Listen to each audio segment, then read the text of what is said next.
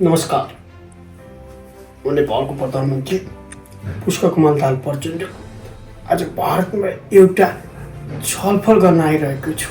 एउटा प्रोजेक्ट छ नेपाल र भारत बीच सम्झौता भएर त्यो प्रोजेक्टलाई चाहिँ हामीले कसरी अगाडि लानुपर्छ भन्ने कुरामा छलफल गर्न आएको छु। हस्त धन्यवाद। अरे पीछे हटो।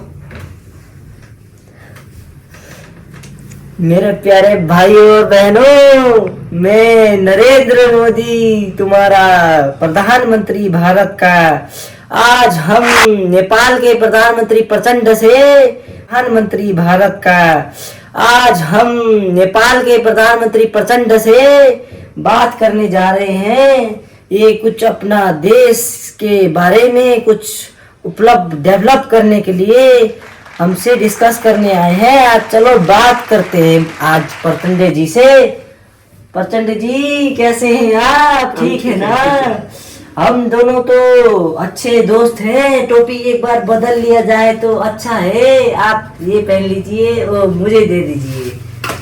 लीजिए भाइयों और बहनों, इसी के साथ नेपाल और भारत की दोस्ती ज्यादा हो गई है। प्रचंड जी एक बार खड़े होके गले मिलने में कुछ नहीं जाता है। प्रचंड जी बैठिए। देखो मोदी जी, आप और हम एक छिमेकी मुल्क है। अगर हमारे देश में कुछ प्रॉब्लम होती है तो आप हेल्प कर सकते हैं और सॉल्यूशन निकाल सकते हैं। क्या करना है हमारे देश के लिए। और हमारे देश में रेलवे भी नहीं है और ट्रांसपोर्टेशन भी अच्छा नहीं है। ये क्या कर सकता है आप हमारे देश के लिए कुछ हेल्प कर सकता है? देखिए प्रचंड जी, हम दोनों छिमेकी मुल्क तो हैं और भारत नेपाल को मदद नहीं करेगा तो किसको करेगा? प्रचंड जी, काफी न्यूज में वगैरह पूरे दुनिया में फैला हुआ है कि नेपाल का जो कंडीशन है उसमें बहुत खराबी है। इतना कुछ विकल्प नहीं हुआ है। तो इसके लिए जैसे अगर आपको, जैसे आप बोल रहे हैं रेलवे, तो उसमें आप भारत सरकार को दे सकते हैं। तो हम भारत सरकार और नेपाल मिलके पूरे नेपाल को भी विकल्प करके अच्छा देश बना सकते हैं। और नेपाल के जो सारे रोड हैं, मेरे नेपाल वासियों, अगर आप इस बात के लिए सहमत हैं तो भारत पूरी मदद करने के लिए तैयार है आप लोगों को। और जैसे रेलवे की बात पर मैं आता हूँ, रेलवे जो है बहुत बड़ा मोनोपोलिस्टिक बिजनेस लाइन में माना जाता है। जो रेलवे जो होता है वो पूरे देश में चलने के लिए, जैसे भारत में जो है रेलवे एरिया, रेलवे जो मोनोपोली बिजनेस लाइन जो है वो सबसे बड़ा है, सबसे बड़ा ट्रैक उसका है। जैसे इंडिया में सबसे बड़ी चीज रेलवे ही है। तो जैसे आप रेलवे की बात कर रहे हैं तो उसके लिए भारत मदद करने को तैयार है। उसके बाद भारत आपका धीरे धीरे जैसे ये रोड ये सब मदद करेगा। पर इसके लिए नेपाल सरकार को भारत से मिलजुल करके, काम मिला के, बात करके आगे बढ़ना पड़ेगा।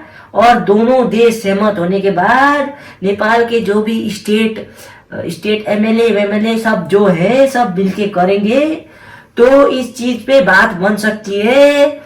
और नेपाल वासियों को भी हम इस चीज में बहुत मदद होगा। नेपाल डेवलप हो जाएगा तो इसमें कितनी अच्छी बात है। प्रचंड जी आप बताइए, इसमें आप क्या कहना चाहते हैं? हाथ आगे बढ़ाना चाहते हैं कि नहीं? आगे बढ़ाना चाहते हैं। आगे बढ़ाना चाहते हैं जी।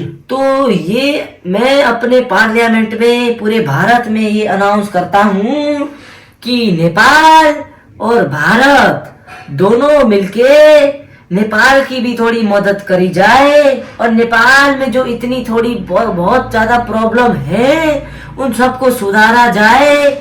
तो ये अच्छा होगा। नेपाल और भारत अच्छे मित्र देश हैं, तो इस चीज में भारत में मदद करने के लिए सहमत है। प्रचंड जी हाथ मिलाइए, उठिए, आज का मीटिंग यही खत्म होता है। गले भी मिलते हैं, थोड़ा हंस उसके कुछ। सिर्फ झूठ बोलो, एक ही काम, झूठ बोलो, झूठ बोलो, झूठ बोलो, बार बार। नेपाल के बारे में अच्छा अच्छा बताइए, अब नेपाल भी डेवलप हो जाएगा।